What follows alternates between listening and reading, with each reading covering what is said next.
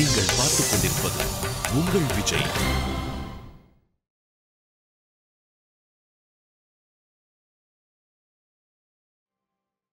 என் விஷயத்துல நீ ஏன் இந்த மாதிரி எல்லாம் முடிவெடுக்கிற?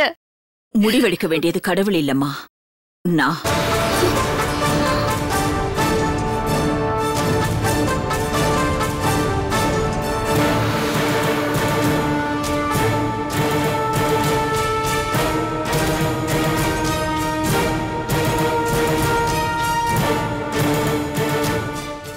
அது மட்டும் இல்ல, இங்க நடக்கிற எல்லா பிரச்சனைகளுக்கும் பதில் சொல்ல வேண்டியதும் நான். அத்தை, நான் இங்க இருக்கிறதே அவருக்கு பிடிக்கல. அப்படி இருந்தும் என்னை ஏன் இங்க தங்க வைக்கணும்னு நீங்க பிடிவாதமா இருக்கீங்க. வேண்டான்னு அனுப்புறதும் வேணும்னா கூட்டிட்டு வர்றதும் எது கத்த இதெல்லாம்? அத்த, என்ன நீங்க தப்பா எடுத்துக்காதீங்க. என்ன நீங்க ஒரேடியா போக விட்டுருங்க. கஷ்டமோ நஷ்டமோ நான் என் சித்தப்பா வீட்லயே வாழ்ந்துக்கிறேன். நான் இங்க இருக்கிறதுல அவருக்கும் சம்மதம் இல்ல, உங்களுக்கும் நிம்மதி இல்ல.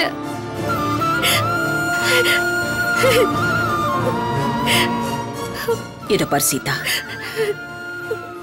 இத்தனை நாள் நடந்ததை எல்லாம் மறந்துடு. இனிமே இந்த வீட்டுக்கு நீ நல்ல மருமகளாவும் இருப்ப, ராம்க்கு ஒரு நல்ல மனைவியாவும் இருப்ப.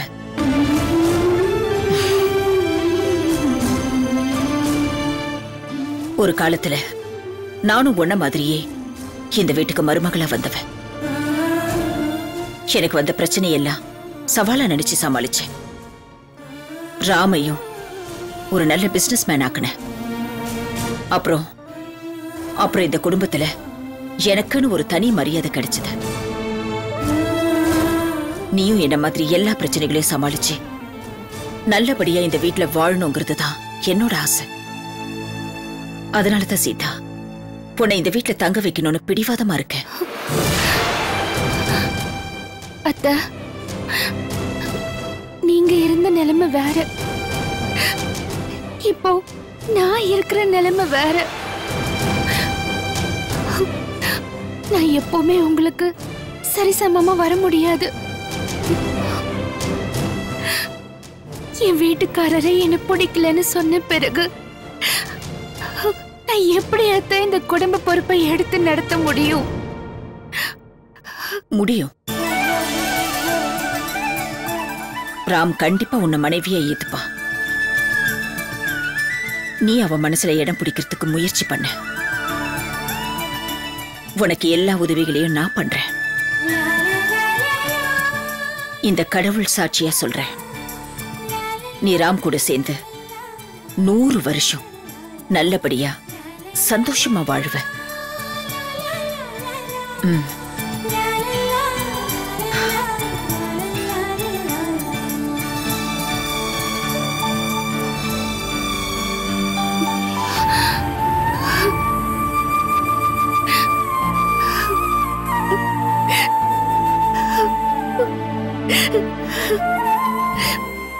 கடவுளே, அத்தை சொல்ற மாதிரி என்னைக்காவது அப்படி ஒரு நிலைமை வரும்னு தான் நான் நம்பிக்கையோட வாழ்ந்துட்டு இருக்கேன்.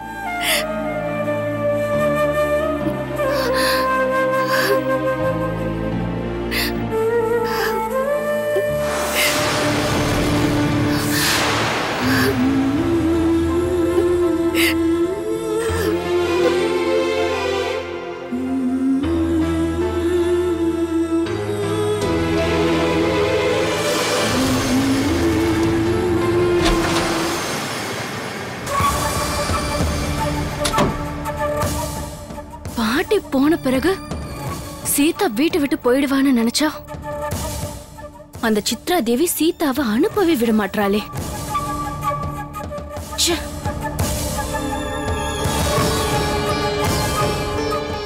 இதை இப்படியே விட்டுட்டா ரொம்ப கஷ்டமாயிடுமே.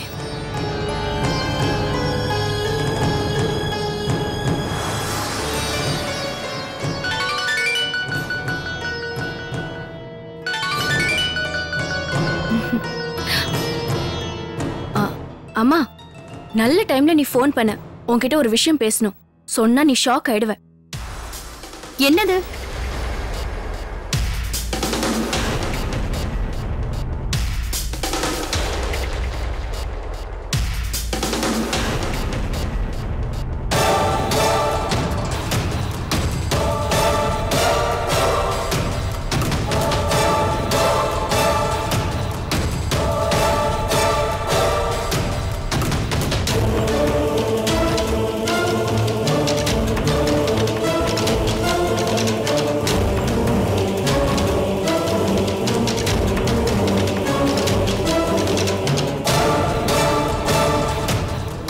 அப்படியா? அப்படின்னா அந்த கிழவிய இவதான் அந்த வீட்டுக்கு கூப்பிட்டுருக்கா. எனக்கு அப்பவே அந்த சந்தேகம் இருந்துச்சு பிரியா. அம்மா, இந்த சீதாவும் இங்கே இருந்துட்டா என் நிலைமை என்னமா ஆகுறது? ஏய், அந்த அளவுக்கு நான் புத்தி இல்லாதவ இல்ல. சீதாவை எப்படியாவது அந்த வீட்டை விட்டு துரத்திட்டு உன்னை அந்த வீட்டுக்கு மகாராணி ஆக்கியே தீருவேன். சரி, அங்க கல்பனா என்ன பண்றா? அவளுக்கு என்ன, நிம்மதியா இருக்கா. அவளை மருமகளா கொண்டு வந்துட்டு நிம்மதி இல்லாம இருக்கிறது நான் தான். ஏன், என்னாச்சு? எல்லாம் தலைகீழா மாறி போச்சு. அவளை இந்த வீட்டுக்கு மருமகளா கொண்டு வந்தா ஏதாவது உதவி கிடைக்கும்னு நினைச்சேன். ஆனா அவளுக்கு எல்லா உதவியும் நான் தான் பண்ணணும் போல இருக்கு. அவளால ஒரு வேலையும் நடக்க மாட்டேங்குது. சல்லி காசுக்கு பிரயோஜனம் இல்ல. அம்மா, நான் எப்படி இங்க சித்ரா தேவியோட பேச்சுக்கு மறு பேச்சு பேசாம நடந்துக்கிறேனோ அதே மாதிரி அவளும் அங்க உன்னோட பேச்சு கேட்டு நடந்துக்கணும். முதல்ல இத அவளுக்கு சொல்லிக் கொடு. அதெல்லாம் விடுறி, நான் பாத்துக்கிறேன். ஆனா அந்த சீதா விஷயத்துல என்னென்ன நடக்குதுன்னு எனக்கு அப்பப்ப போன் பண்ணிட்டே இரு. அம்மா, இப்போ நிலைமையே சரியில்லை. ஏன்? அந்த பெட்டி விஷயமும் காலை வாரி விட்டுடுச்சு. சீதாவும் இங்கே இருக்கிற மாதிரி ஆயிடுச்சு. எனக்கு என்ன பண்றதுன்னே தெரியலம்மா. ஏய், என்ன ஆகாயமே தலையில விழுந்த மாதிரி பேசுற? முதல்ல நான் சொல்ற மாதிரி கேளு. இத பாரு, நீ எப்பவுமே உன் புருஷனை கைக்குள்ள போட்டு வச்சுக்க. என்ன? சரிம்மா. புருஷனை கையில வச்சுக்கணுமா? அவர் எப்ப பார்த்தாலும் அண்ணன் பேச்சதான் கேட்பாரு. என்ன பண்ணலாம்?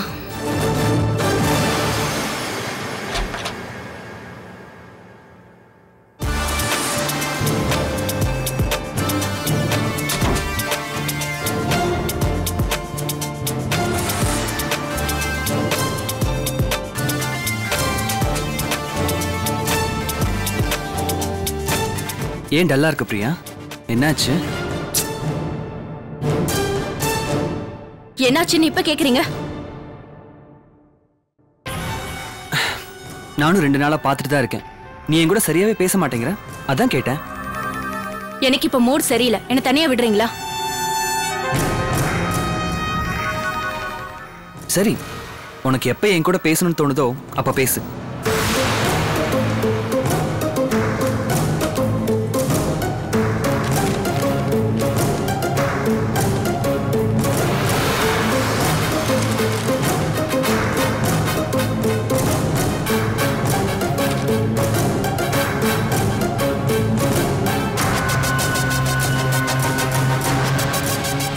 ரவி,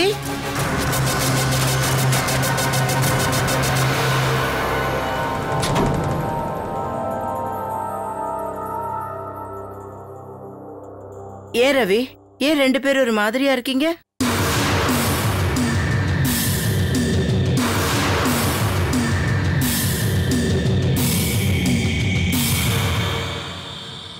என்ன ரவி, பிரியாவை ஏதா சொன்னியா? அப்படிலாம் ஒண்ணும் இல்ல அத்தை. நாங்க நல்லா தான் இருக்கோம். அதான பார்த்தேன். என் பையன் எப்படின்னு எனக்கு நல்லாவே தெரியும். சும்மா தான் கேட்டேன்.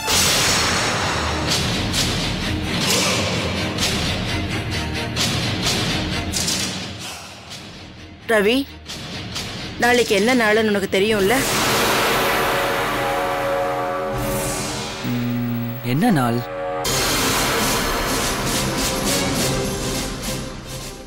என் பர்த்டேவா? உன் பர்த்டே உனக்கு தெரியாதா? அதுக்கு இன்னும் டைம் இருக்கு. நாளைக்கு என்ன நாளுன்னு சொல்லு.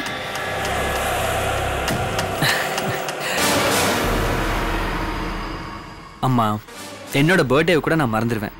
ஆனா இந்த நாளை கண்டிப்பா நான் மறக்க மாட்டேன். எல்லாமே எனக்கு ஞாபகத்துல இருக்குமா? என்னவா இருக்கும்?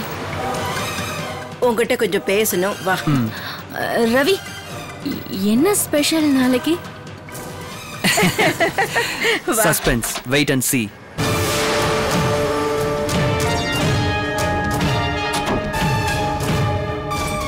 Suspense, wait and see.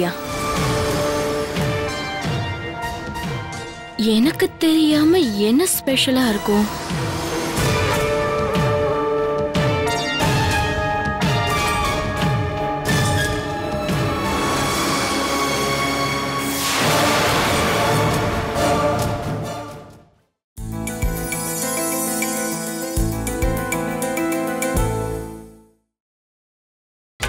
நீங்கள் பார்த்துக் கொண்டிருப்பது உங்கள் விஜய்.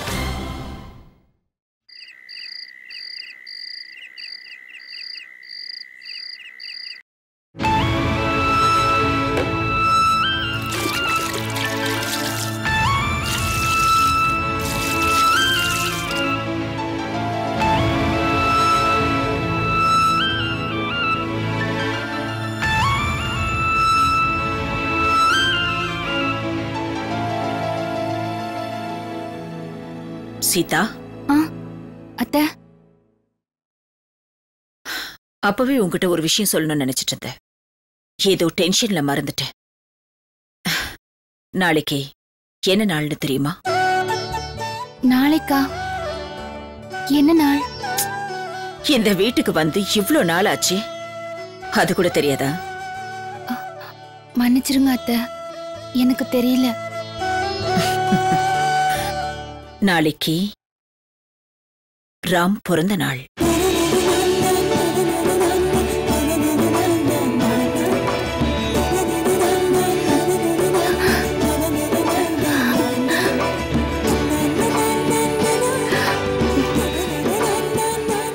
நிஜமாவா அத்தை? ஏன் சீதா, ஒரு மனைவியை நீ இதை தெரிஞ்சு வச்சிருக்க கூடாதா? சரி, உனக்கு தெரியலனாலும் யார்கிட்டயாவது கேட்டு தெரிஞ்சு வச்சிருக்கலாம்ல. மன்னிச்சிடுங்க அத்தை. இத பாரு சீதா, உங்களுக்கு கல்யாணம் ஆன பிறகு அவனுக்கு வரப்போற முதல் பிறந்த நாள் இது. நாளைக்கு நீ செய்ய போறத அவன் என்னைக்கும் மறக்க கூடாது. அத்தை, நான் என்ன பண்ணணும்?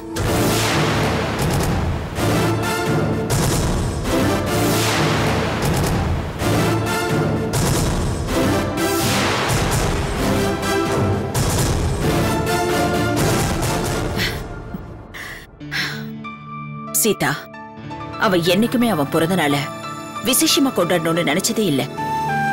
ஆனா ஒரு விஷயத்துல மட்டும் அவன் கண்டிப்பா இருப்பான். அவன் நேசிக்கிற நான் தான் அவனுக்கு முதல் வாழ்த்து சொல்லணுங்கிறதுல. ஆனா இந்த வருஷம் அவனை நேசிக்கிற நீ போய் வாழ்த்து சொல்லு.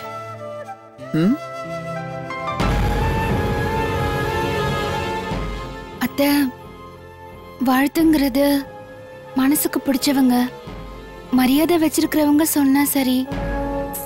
அவரு பிறந்த நாள் எதுவுமா அவருக்கு பிடிக்காது நான் போய் சொன்னா அவரு வருத்தப்பட மாட்டாரா?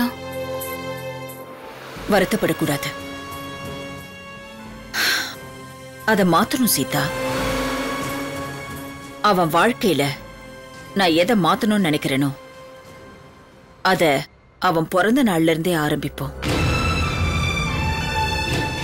நீ வாழ்த்து சொல்ற.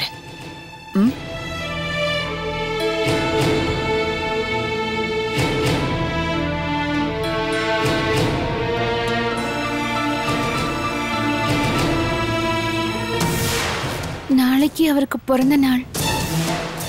என்ன போய் முதல்ல வாழ்த்து சொல்ல சொல்றாங்க. நான் போய் சொன்னா அவர் ஏத்துக்குவாரா? இல்ல வழக்கம் போல ஏதாவது திட்டாருன்னா? கடவுளே, நல்ல நாள் அதுவுமா? எதுவும் ஆடக்கூடாது, எல்லாம் நல்லபடியா நடக்கணும். அவர் மனசு சந்தோஷப்படணும். அவர் மனசு மட்டும் சந்தோஷப்பட்டா எல்லாரோட மனசும் சந்தோஷப்படும்.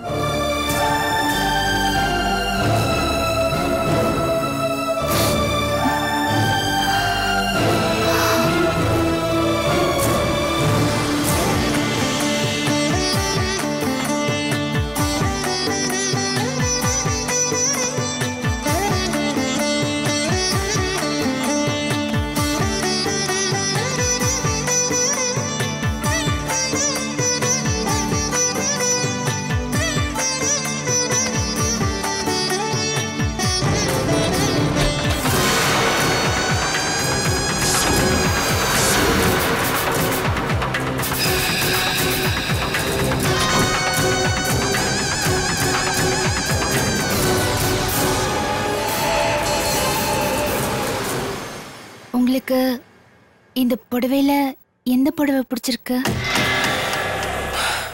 இதான் என் வேலையா? எனக்கு தூக்கம் வருது. இதெல்லாம் எடுத்து வச்சுட்டு இடத்த காலி பண்ணு.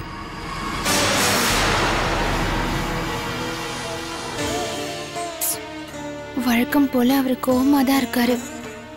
ஆஹா, இனிமே இங்க இருக்க கூடாது, கிளம்பிட வேண்டிதான்.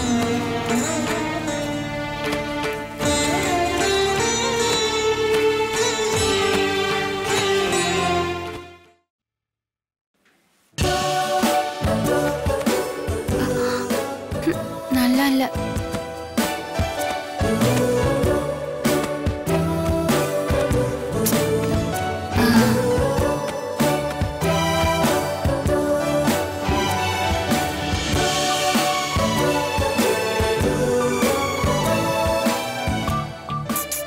கலர் சரியில்லை.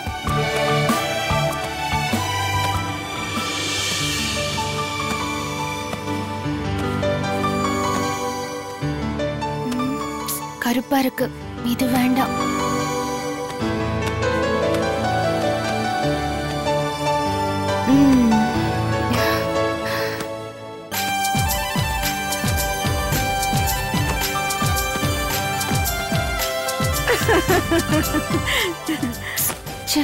இதுவும் நல்லா இல்ல, பார்டரே சரியில்லை.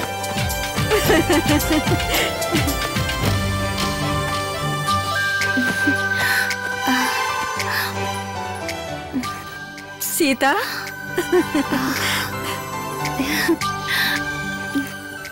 என்னம்மா இது? புடவை கடை மாதிரி எல்லா புடவையும் இங்க எடுத்து வச்சிட்டு என்ன பண்ற? பாட்டி, நாளைக்கு அவரோட பிறந்த நாள். ஓஹோ, உனக்கு தெரியுமா? யார் சொன்னது? யார் சொல்லணும்? என் புருஷனோட பிறந்த நாள் எனக்கு தெரியாம எப்படி? அடி ஆத்தாடி, உன் புருஷனோட பிறந்த நாள் தான். யார் இல்லைன்னு சொன்னது? ஆனா அதை யாராவது சொல்லி இருக்கணுமே. சித்ராத்த தான் சொன்னாங்க. பாட்டி, இந்த புடவையில நான் எந்த புடவை கட்டினா நல்லா இருக்கும்? என் அழகு ராசாத்தி, நீ எந்த புடவை கட்டினாலும் அழகா இருப்ப. ஆமா, எதுக்கு கேக்குற? பாட்டி, நாளைக்கு அவருக்கு பிறந்த நாள் இல்ல, அதனால அவருக்கு முதல் பிறந்த நாள் வாழ்த்து நான் தான் சொல்லணுமா? சித்ராத்த சொன்னாங்க. அப்படியா? எனக்கு இத கேட்கும் போது எவ்வளவு சந்தோஷமா இருக்கு தெரியுமா? ஏய், உனக்கு ஒரு விஷயம் தெரியுமா? ராம் பிறந்ததுல இருந்து அவனுக்கு பிறந்த நாள் வாழ்த்த சித்ரா தான் முதல்ல சொல்லுவா. அந்த உரிமையை யாருக்கும் விட்டு கொடுக்க மாட்டான்.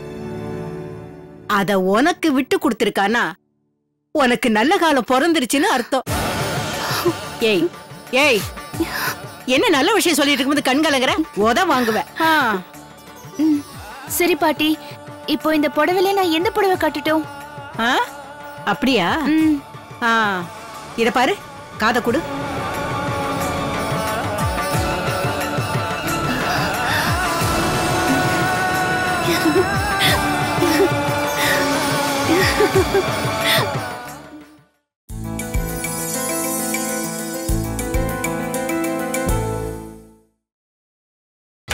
நீங்கள் பார்த்துக் கொண்டிருப்பது உங்கள் விஜய்.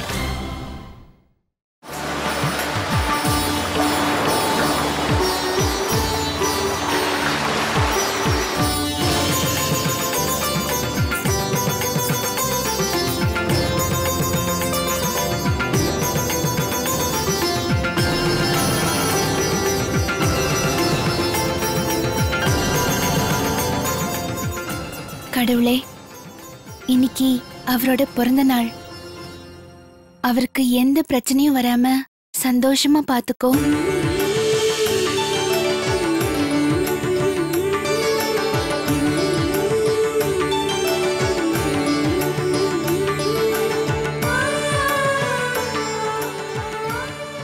அவருக்கு எப்படி பிறந்த நாள் வாழ்த்து சொல்றதுன்னே எனக்கு தெரியல.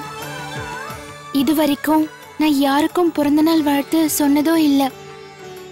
இப்பதான் முதல் முறையா, அதுவும் என் வீட்டுக்காரருக்கு நான் சொல்ல போறேன். அதுக்கு நீதான் எனக்கு தைரியத்தை கொடுக்கணும்.